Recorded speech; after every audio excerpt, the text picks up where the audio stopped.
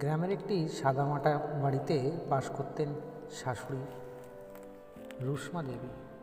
তার ছেলে বিকাশ শহরে একটি ভালো চাকরি নিয়েছিলেন। ছেলের বিয়ে হয়ে যাওয়ার পর তার পুত্রবধূ রাধা গ্রামের বাড়িতে এসেছিল। পূর্ণিমা দেবী কখনোই ভাবেনি যে তার সন্তান বড় হয়ে এইভাবে অন্য কাউকে ভালোবাসবে, তার জীবনে অন্য কেউ আসবে। কিন্তু শাশুড়ির মন তো সবার মতোই, প্রথমে মনোযোগ না দিলেও পরে বিষয়টি তিনি মেনে নেন। তবে শাশুড়ি এখন বৌমার সম্পর্ক সবসময় একটু খুনসুটি সমস্যা নিয়ে জটিল হয়ে পড়ে। বিশেষত প্রথম কয়েক মাসে তাদের মধ্যে বেশ কিছু ভুল বোঝাবুঝি হয়েছিল।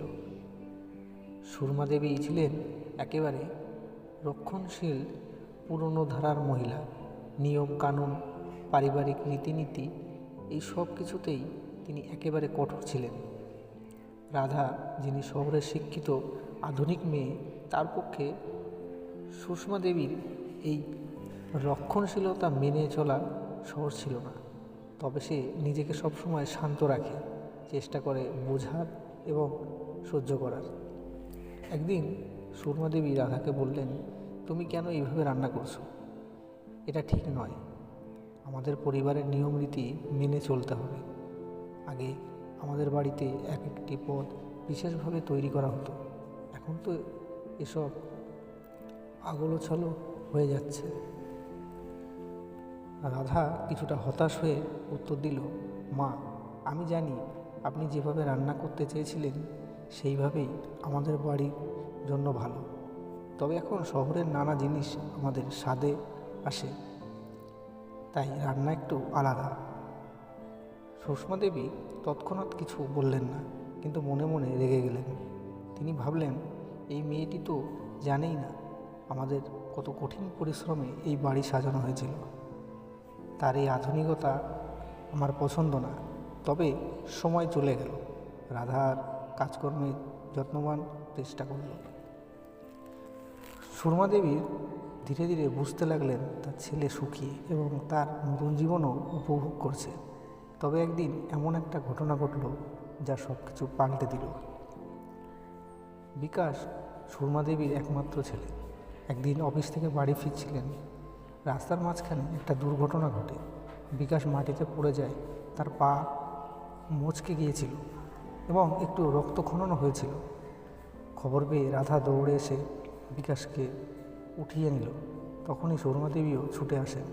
মা হিসেবে তিনি শুধু দেখতে পেলেন না, বসে থেকে সাহায্য করেন। রাধা এবং সুরমা দেবী বিকাশকে হাত ধরে একসাথে হসপিটালে নিয়ে যান। এই দৃশ্য দেখে হসপিটালের সবাই অবাক হয়ে যায়, কারণ মা ও বৌমা একসাথে এইভাবে একে অপরকে সাহায্য করছে। রাধা তখন সুরমা দেবীকে বললেন, মা, আপনি দয়া করে চিন্তা করবেন না, বিকাশ এখন অনেক ভালো, আমি তার পাশে আছি। এটি ছিল সুরমা দেবীর জীবনের এক নতুন অভিজ্ঞতা।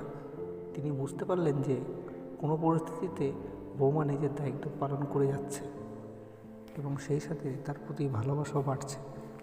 সেদিনের পর থেকে তাদের সম্পর্কের মধ্যে অনেক পরিবর্তন আসে। সুরমা দেবী আর রাধার মধ্যে আর কোনো মতবিরোধ ছিল না। তারা একে অপরকে বোঝার চেষ্টা করতে শুরু করলেন। রাধা যে কাজ করতো না কেন, সুরমা দেবী তার সহানুভূতি এবং পরিশ্রমের প্রতি শ্রদ্ধা জানাতেন এবং রাধাও সুরমা দেবীর অভিজ্ঞতা।